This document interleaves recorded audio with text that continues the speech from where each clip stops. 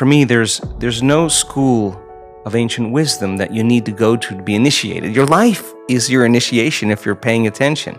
So we meet challenges in our life from a certain level of mind, right? A certain level of consciousness or unconsciousness. And even Einstein said we have to go to a greater level of consciousness than the consciousness that's created the problem. Well, what is consciousness? Consciousness is awareness. And awareness means possibilities that you haven't thought of before. So we confront problems or challenges in our life. And as a side note, I was having breakfast with a researcher just last week who's studying what happens when we perceive a condition in our environment as a problem, how it weakens the organism. They're measuring this. And when a person sees it as a challenge, how they draw energy, they raise the energy of their body back into order.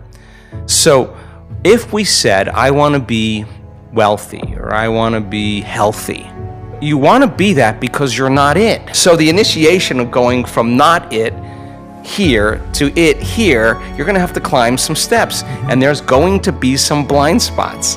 So you try it out and it doesn't work.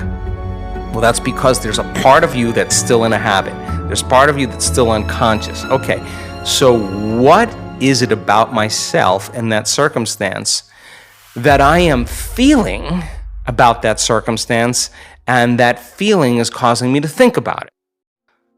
You're not separate from that experience. You're involved in it, and how you think and how you feel broadcasts energy into the field. So your energy is the same every day, and as long as your energy is the same, nothing's going to change in your life either. And nobody changes until they change their energy. So then, what piece of knowledge, what piece of information, what would love do? What would greatness look like? Okay, I don't know. All right, well, certainly somebody in history has faced this problem. Don't get on Facebook and say, does anybody have any answers? Go look it up and study and read and learn. You'll own it.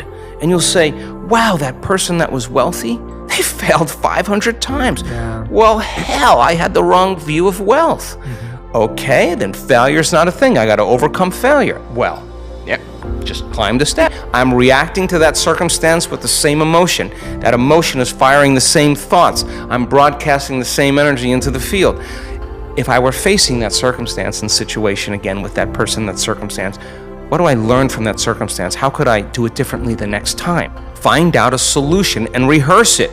Install the circuitry so when you get in the circumstance, you're not going to respond in an automatic habituation. Yeah. Now you're at a greater level of consciousness. Now you're looking at possibilities that you weren't looking at before because you were unconscious. Now, that process of trial and error is so important in the spiritual path. How many times do we have to forget before we remember? Oh, God. And then we remember and we forget again. And it takes constantly remembering until we stop forgetting.